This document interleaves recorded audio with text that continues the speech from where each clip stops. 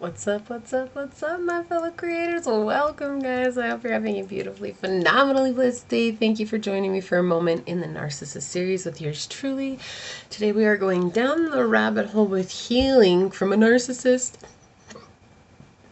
Before we get into it, guys, please like this video, share this video, subscribe to my channel down below. I got the hiccups. Set that notification bell so you always know when the next video does go live. I want to thank you to all of my OGs, my new Gs, anybody who allows me your most precious time. We'll just go with that. Your precious time. Thank you for joining me. It is a true honor being here. And my prayer, as always, is that any of these videos that you guys watch fall upon your hearts in a way that reminds you to use your intuition and your discernment and to take back your power and to go and live your best journey. So with that being said, let's go ahead and get into it about healing from a narcissist. It's taken a lot of time. It's taken a lot of time, guys. Like, I don't think that it's a 1 month journey. Like, let me tell you guys, when you have been surrounded by narcissists for your whole life, it becomes apparent that you're used to being treated a certain way, and that's what you're trying to heal. It's not necessarily recovering from that narcissist, because I think the thing is that when they've hurt you so badly, it's actually really easy to put up a block and say, like, no more. Like, I'm done, right? Like, and not always is that easy, but when you finally get to that point, okay, and this is for those of you that have gotten to that point, now comes the healing. You're not broken. You're not incomplete. There's nothing wrong with you. But when you grow up all your life being treated as though you don't matter, or no one listens to you, or no one wants to hear what it is that you have to say, or everybody cuts you off, or people just have something to, pull over on you, any of these things, right? It's difficult. It's difficult to recover from that treatment. And that's why when I say if you have an addiction does not have to be to a drug or an alcohol. It literally could be to being treated a certain way. So how do you heal from this? The easiest way is to start by saying, I love me. When I started this journey and I started saying I love me, I sat there and I laughed. I was like, I don't love myself. Like, I knew I didn't love myself. I was like, I love people who are like, no, I love myself. But then you always hear them say oh, I was so stupid. Why am I so stupid? That's not love. Like, if you love yourself, you realize you're human, you're going to make mistakes. And that's just a part of the journey. Like, it's okay, right? Like, that's just it. You can't be mad about it. You just have to really just honor the fact that you're human, and that's it. Like, but when you're with a narcissist, you don't feel like a human. You feel as less than. You feel like you don't even matter. You feel like, why am I even alive? Why was I even born? Obviously, to make this person's life a living hell. Because that's what it feels like. You don't do anything, and all of a sudden they're lashing out at you like you like it was all your fault to begin with, and you were just sitting there doing nothing, and suddenly there's something. And it makes no sense. You're like, what the hell? Like, why does it have to be like this? Or that, always crossing over your boundaries, right? Like, you finally set a boundary, and it's like they do everything in their power to step over that boundary, no matter how many times you set it. And it's like you are recovering from being violated in every way, shape, and form. Like, it's not just emotional, it's mental, it's emotional, it's physical. Right? Because they will go above and beyond to make sure that you live in a box. And so it's like, how do you free yourself from the box? Well, they didn't put you in a box. And yeah, I'm going to get real here, guys. Honestly, it was you. It was you that put yourself in a box that they created. When I was with my narc, the thing that I always thought about is like, what can I do for him to see me? And so every time he told me I was doing something wrong, I would change my everything, 4:44 on the clock. I would change everything about who I was to try and fit that. And then I would change that, and then that was a problem. So what you get used to when you're with a narcissist is changing every aspect about who you are, and you lose your identity. So recovering from a narcissist is coming back into a space of finding out, who am I? Who am I? What does that mean? On the grand scale of things, what does that mean?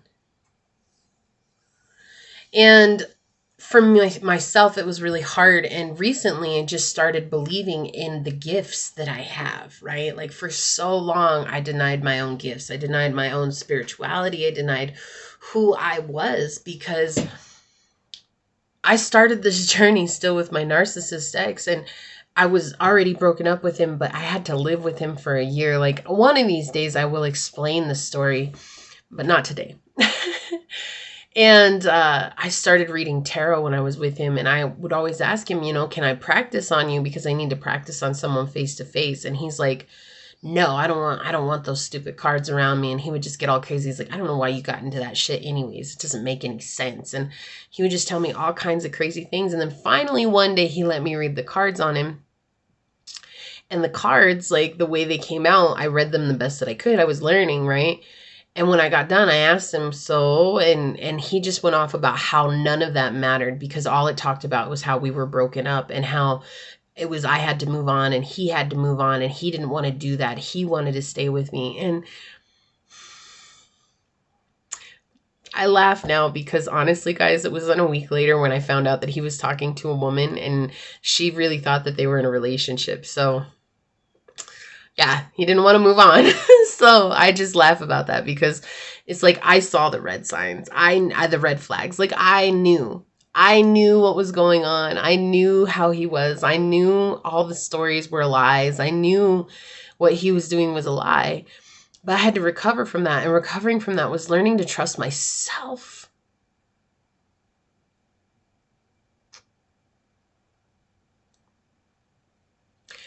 When you're with a narcissist, you learn not to trust yourself, because every time you have an intuitive knowing, or every time you try to offer advice that is going to be sound and that's going to work, whatever it is, just being a normal human, like as humans, we're naturally drawn to helping each other. That's part of being human. Like that's humanity, right?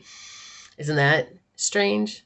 But when you're with a narcissist, that kind of goes out the window, because if you suggest something, it's a stupid idea, until all of a sudden a week later, now they're using your idea and they're taking it as their own.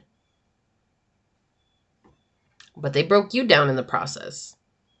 Made sure you didn't feel good.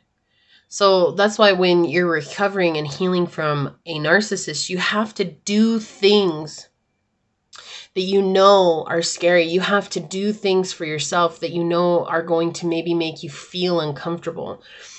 And one of those for myself was learning to trust my intuition. It's taken me 3 years. And then suddenly one day I woke up and I realized what I have within me is very powerful. 3 years.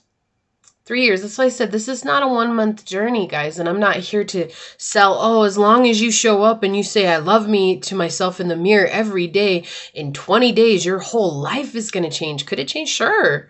Sure. Yeah, it could. I mean, I'm not saying it won't. But I'm just saying, for the vast majority of us, guys, I'm a quick learner. Like I am a fast learner. I have been my whole life. And it's taken me 3 years to get out of this energy, to get beyond, to realize that it's okay, A, to be by myself, B, to trust what it is that I feel and my intuitive knowing, and C, to know that Source has my back. It's not easy. The steps, they're simple, but it's not easy. It's not easy because when you're with a narcissist, you become so broken. And you live in a broken state for so long, because it's living in that broken state that you realize that's when you're going to argue the least. So it's like, instead of fighting back, you just kind of throw your hands up and give up. And now you're in a state where you fought back and you let go. But now it's the healing and how much you just want to go back to them, because it's what you know.